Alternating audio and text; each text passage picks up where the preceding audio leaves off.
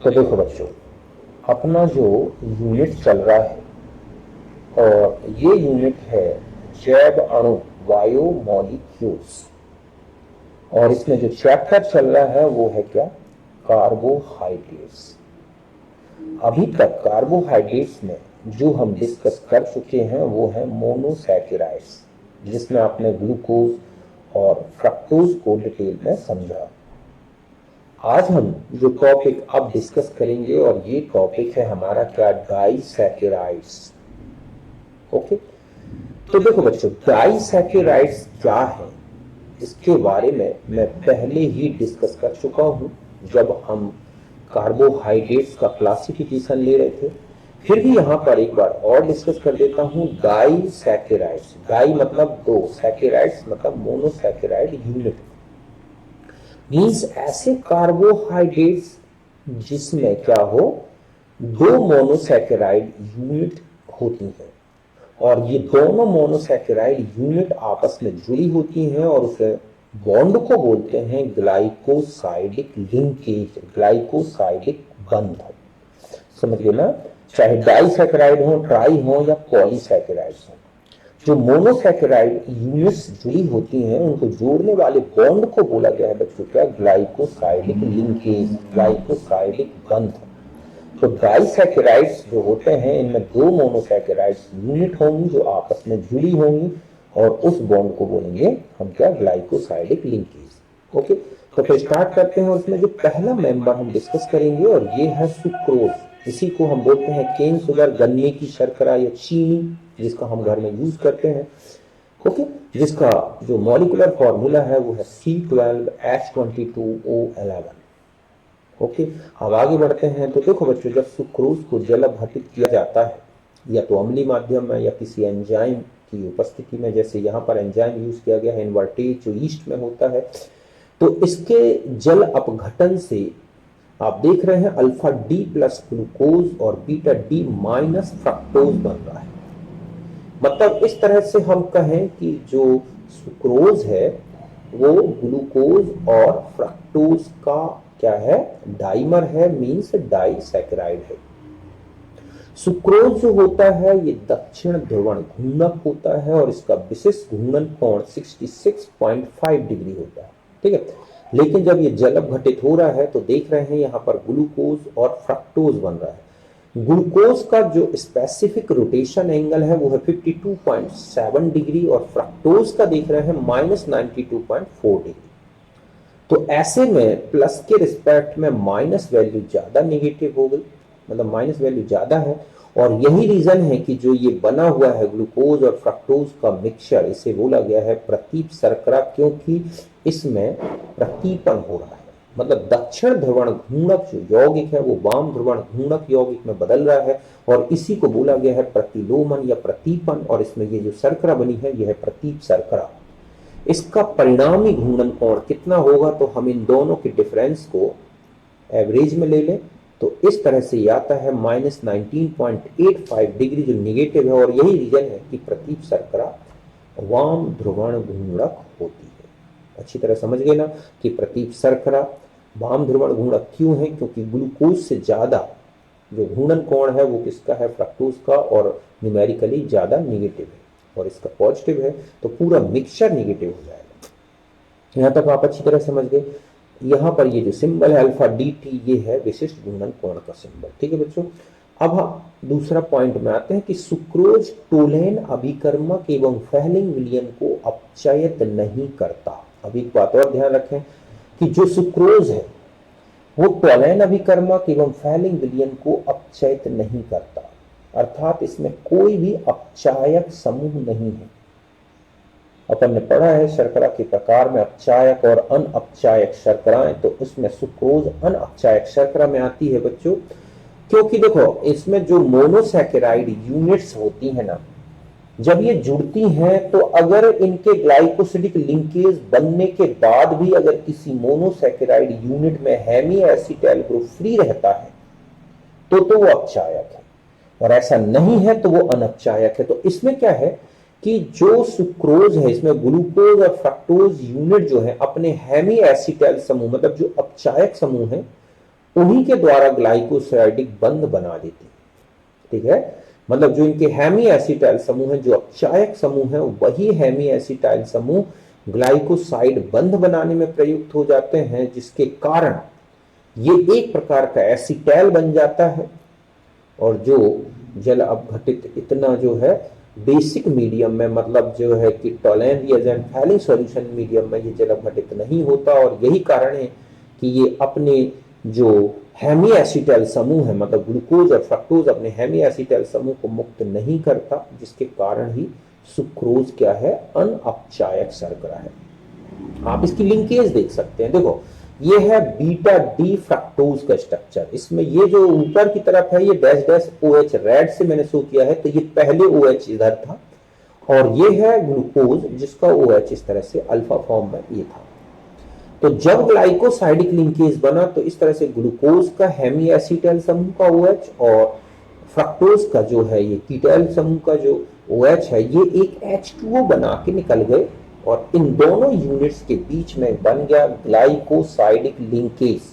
चूंकि इसमें एक अल्फा यूनिट और एक बीटा यूनिट जुड़ रही है, इसलिए इसको बोला गया है अल्फा बीटा ग्लाइकोसाइडिक लिंकेज। तो आप देख रहे हैं कि यहां पर ग्लूकोज के पहले कार्बन में और यहां पर फ्रक्टोज के दूसरे कार्बन में अब कोई हेमी एसिटाइल समूह नहीं है, जिसके कारण ही अनअपचायक हो जाती है। तो ये लिखा हुआ है सुक्रोज परिवर्ती ध्रुवण घूर्णन नहीं दर्शाता। देखो बच्चों, मैंने आपको पहले ही बता दिया है कि ऐसा कोई भी डाइसैकेराइड, पॉलीसैकेराइड, मोनोसैकेराइड अगर वो हेमी एसिटाइल समूह मुक्त रखता है तो ही वो परिवर्ती ध्रुवण घूर्णन दर्शाएगा, क्योंकि वो हेमी एसिटाइल समूह के असम्मिति के कारण जो अणु है वो दो रूपों में विन्यासित हो जाता है। चूंकि सुक्रोज में कोई हेमी एसिटाइल समूह फ्री नहीं है, इसलिए इसमें कोई भी परिवर्ती ध्रुवण घूर्णन नहीं होगा। दूसरा है अपचायक शर्करा नहीं होती, इसमें कोई हेमी एसिटाइल समूह नहीं है जो फैलिंग सॉल्यूशन या टोलेन अभिकर्मक को अपचायित कर सके। दक्षिण ध्रुवण घूर्णक होती है शर्करा। अल्फा बीटा ग्लाइकोसिडिक लिंकेज पाया जाता है। तो कुल मिला के हमें सुक्रोज में इतना ही ध्यान रखना है, नीट लेवल पर यही तक ही पूछा गया है। दूसरा है माल्टोज, है ना, ये दूसरा डाइसैकेराइड है माल्टोज, जिसका अणु सूत्र है C12H22O11। अब देखो इसका सूत्र देखो आप, माल्टोज का और सुक्रोज का सेम है, लेकिन इनकी प्रॉपर्टी अलग है। जब माल्टोज को जल अपघटित करते हैं, C12H22O11 को जल अपघटित करते हैं अम्लीय माध्यम में, तो 2 मोल अल्फा डी प्लस ग्लूकोज बनते हैं। इसका मतलब ये है कि जो माल्टोज है वो ग्लूकोज यूनिट्स का डाइमर है या डाइसैकेराइड है। समझ गए ना कि माल्टोज के जल अपघटन से हमें 2 मोल ग्लूकोज मिल रहे हैं, इसका मतलब है कि माल्टोज ग्लूकोज का डाइसैकेराइड है और दोनों यूनिट बिल्कुल सेम है, अल्फा डी प्लस। फैलिंग विलयन, टोलेन अभिकर्मक आदि को अपचयित कर देता है, और एक मोनोकार्बोक्सिलिक अम्ल माल्टोबायोनिक एसिड बनाता है, अर्थात इसमें एक अपचायक समूह हेमी एसिटाइल समूह उपस्थित है। तो देखो माल्टोज फैलिंग सॉल्यूशन टोलेन अभिकर्मक को अपचयित कर देता है। और मोनोकार्बोक्सिलिक एसिड, इसका मतलब है इसमें केवल एक हेमी एसिटाइल समूह मुक्त है।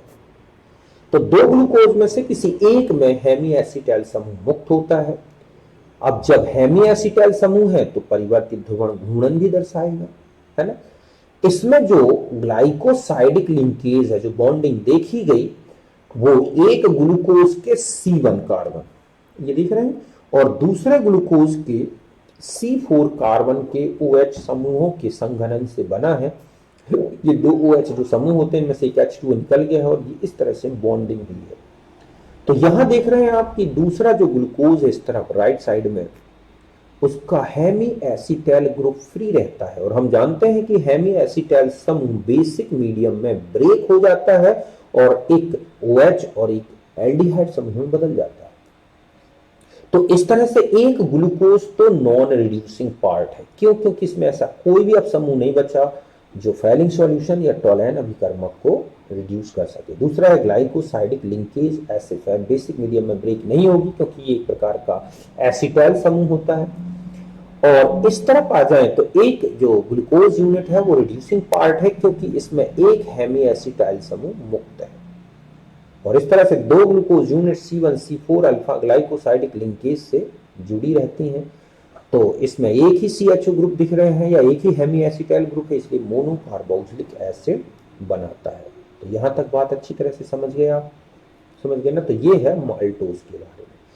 फिर हम तीसरी शुगर में आते हैं और ये है लैक्टोज। तो इसका भी अणुसूत्र C12H22O11 होता है बच्चों।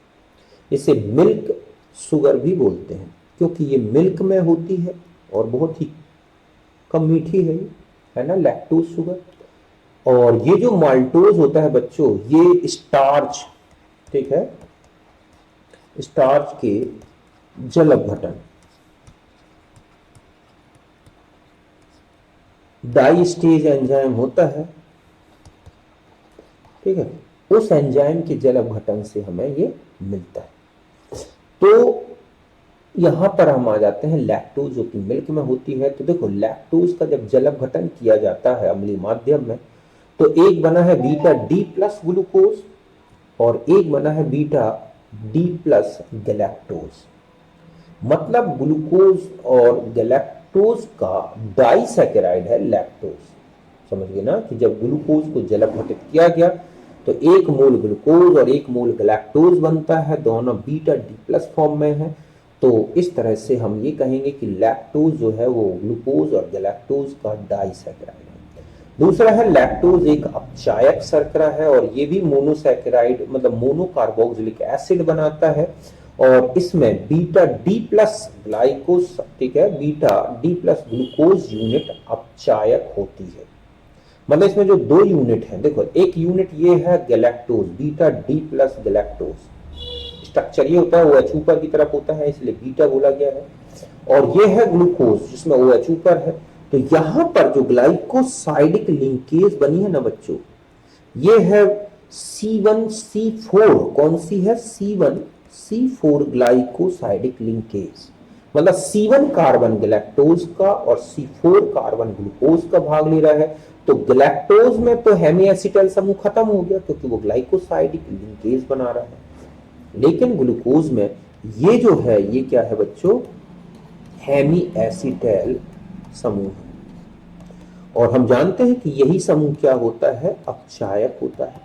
तो इसमें ग्लूकोज यूनिट अपचायक है और गैलेक्टोज नॉन रिड्यूसिंग पार्ट है।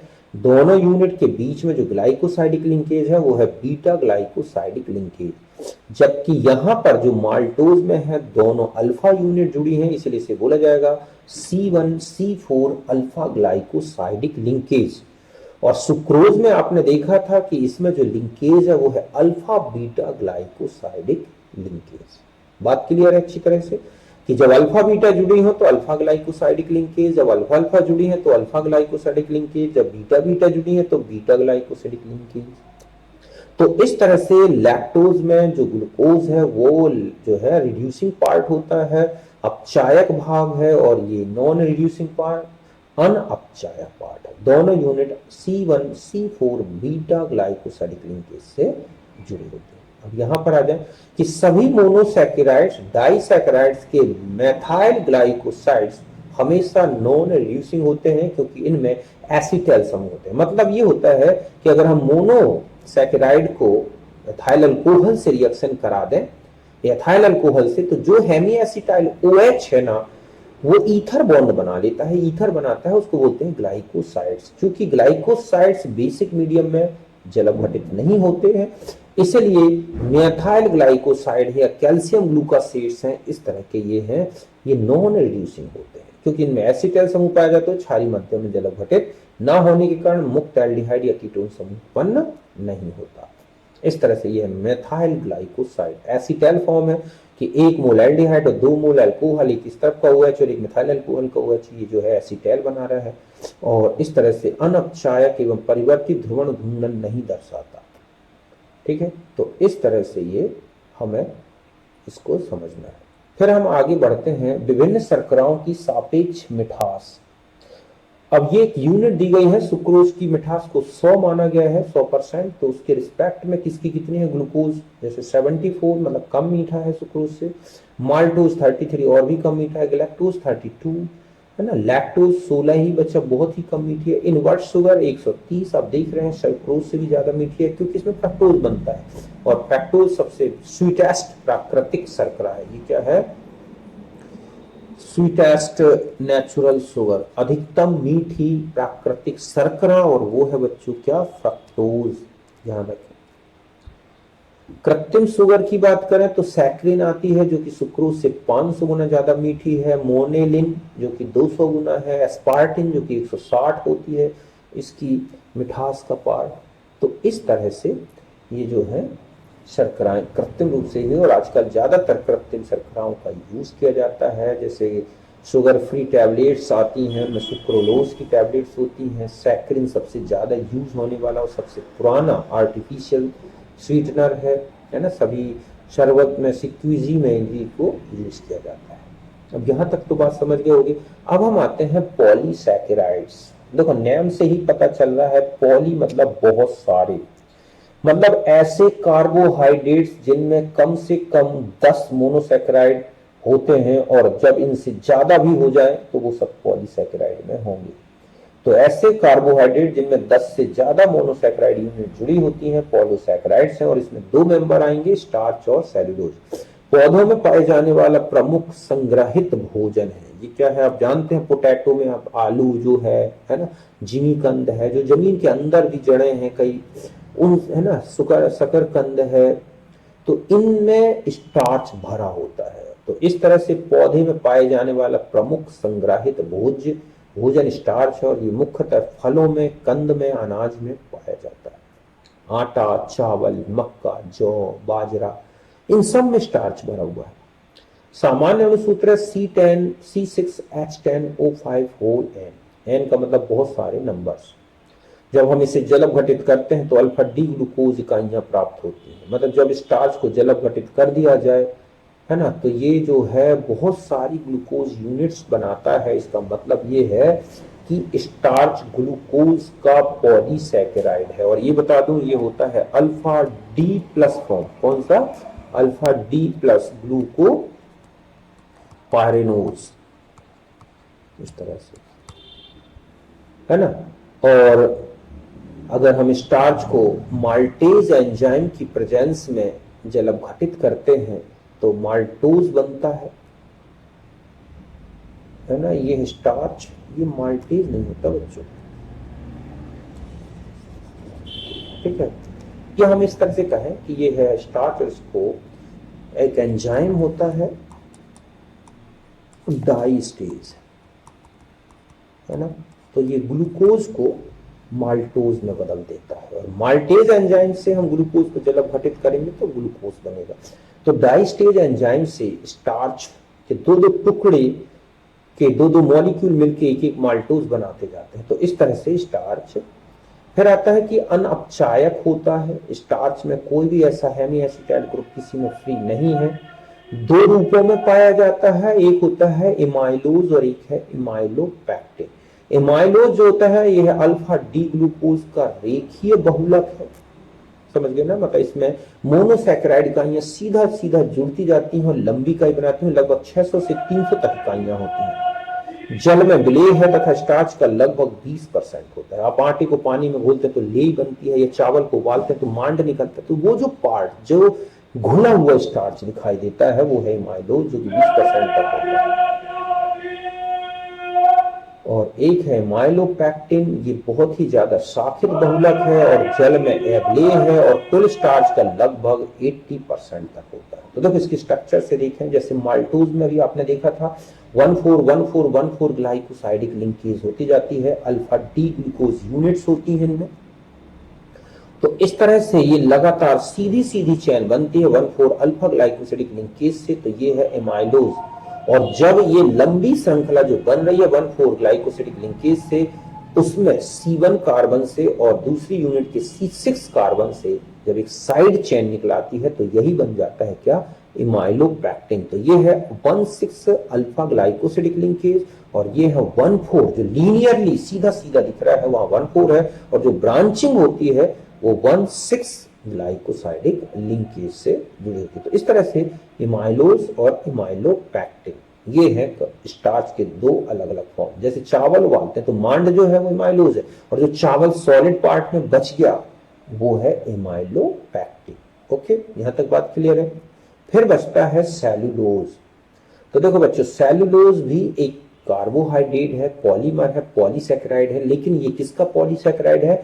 बीटा डी प्लस ग्लूकोज का रेखीय बहुलक होता है और पौधों की कोशिका भित्ति का मुख्य घटक होता है। लकड़ी जितनी बनी हुई है वो सब सेल्यूलोज से बनी है।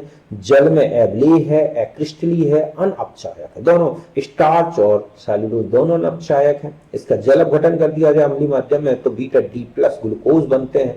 इसका मतलब cellulose beta D plus glucose का पॉलीमर होता है। यह मानव शरीर में जल अपघटित नहीं होता, इसलिए मानव के लिए भोजन स्रोत नहीं है, किंतु जानवर में जल अपघटित हो जाता है। कुछ एंजाइम्स होते हैं जो बैक्टीरिया से बनते हैं तो वहां पर ये जानवर के में जल अपघटित हो सकता है और इसीलिए आप देखते हैं घास फूस जानवर खा सकते हैं। तो इस तरह से यहाँ पर C1 और ये C4, यहाँ OH ऊपर था ग्लूकोज का, मतलब यहां से अगर मैं कहूं कि ऐसे जो OH ऊपर था और इनका जो OH नीचे था इस तरह से निकल गए हैं और इस तरह से बनता है ये सेल्यूलोज। तो अच्छी तरह समझ गए होंगे। अब कुछ पॉइंट्स यहाँ लिख दिए मैंने। सेल्यूलोज नाइट्रेट एक्सप्लोसिव होता है, गन पाउडर में यूज होता है। सेल्यूलाइड, सेल्यूलेज नाइट्रेट और कैम्फर से use in the photography. Cellulose acetate जो कि आर्टिफिशियल सेल की तरह यूज होता है। यहाँ तक बात समझ गए। कार्बोहाइड्रेट में एक टर्म बार बार आया है बच्चों, डी और एल। ये कैपिटल डी और एल होते क्या है? तो मोनोसैकेराइड के सापेक्ष नामकरण के लिए, सापेक्ष विन्यास निर्धारण के लिए, सापेक्ष विन्यास के लिए हम यहाँ लिखेंगे सापेक्ष विन्यास के लिए डी और एल पद्धति प्रयोग की जाती है। इसमें ग्लिसरॉल्डिहाइड को पैक्ट्रक माना गया है। देखो ये जो ग्लिसरॉल्डिहाइड है ये है डी प्लस ग्लिसरॉल्डिहाइड और ये है एल माइनस ग्लिसरॉल्डिहाइड। उपरोक्त दोनों जो दो एल्डिहाइड हैं, ये दोनों एल्डिहाइड के आधार पर दो श्रेणियां बनाई गई। एक ये है डी सीरीज जिसमें इस तरह का OH आप देख रहे हैं राइट में है और ये है एल सीरीज जिसमें OH लेफ्ट में है। मोनोसैकेराइड जब हम इनको कंपेयर करते हैं तो मोनोसैकेराइड के अंतिम दो कार्बन का विन्यास उपरोक्त श्रेणियों से मिलाते हैं। मतलब नीचे जो बिल्कुल अंतिम कार्बन है, जैसे 1 बिल्कुल छठवां कार्बन जो है उसके और उससे जस्ट ऊपर 5वें कार्बन का विन्यास मिलाते हैं।